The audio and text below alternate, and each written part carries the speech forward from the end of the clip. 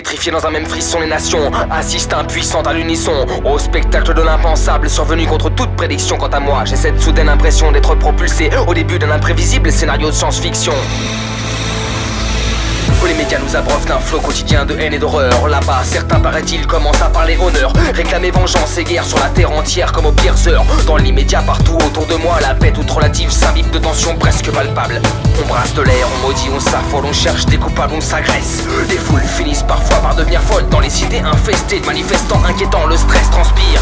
Je crains l'incident qui nous ferait basculer vers le pire. Mon bouillant petit frère parti là-bas, moi plus sage ou trop lâche peut-être, derrière ma fenêtre retranchée pour échapper aux reproches. Et dehors des hordes de monde dans une pression plus forte encore, de foule au fer rouge chauffé s'infiltre et se faufile partout, des fils devant les rues barrées, défie une police déployée en masse pour éviter ou le serpent de s'entre-dévorer.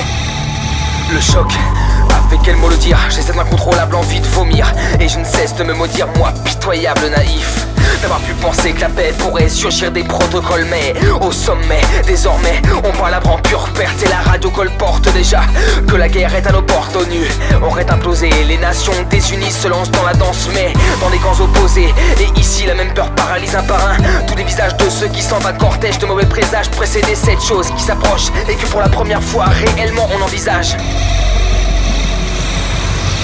Depuis cette nuit, une radio diffuse, sous perfusion, une information pour le moins confuse.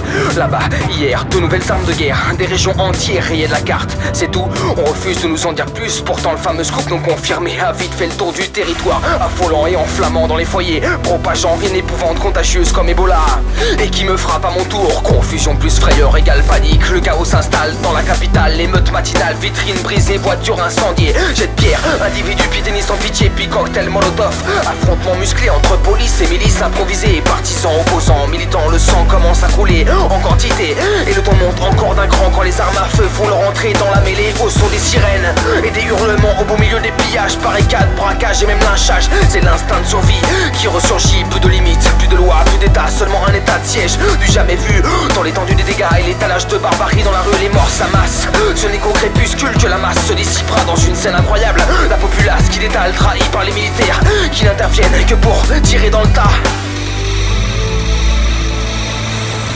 Dur de décrire leur peur, des cris, des pleurs et des tirs, de dire avec de simples mots à quel point la terreur me torture. Pour l'heure, cloîtré dans ma demeure par un couvre-feu étouffant, à ma fenêtre postée, j'assiste prostré au cauchemar d'une armée qui réprime, fusille, oppresse, alors qu'en face les barricades se dressent. 3 jours maintenant que le commun des mortels ne sort que pour récupérer les corps de ceux qui souvent sous mes yeux sont tombés dans cette zone sinistrée réservée aux rares, qui n'ont peur ni de l'armée ni des snipers. Et le pire c'est que la guerre ne vient encore que de l'intérieur. Hier, mon petit frère effondré me fait ses adieux au téléphone depuis l'enfer. Et ici même à nos frontières, des histoires de massacres et de charniers dénichés par toutes les chaînes de télé déchaînées. Et pour finir, aujourd'hui, 20h au JT, cette image irréelle comme un mirage de journaliste étranglé par l'angoisse et l'émotion. Pour sa toute dernière émission, il parvient à peine à articuler quelques mots. J'entends au revoir, le plus dur reste à venir, mourir, partir. Et puis d'un coup, interruption des transmissions.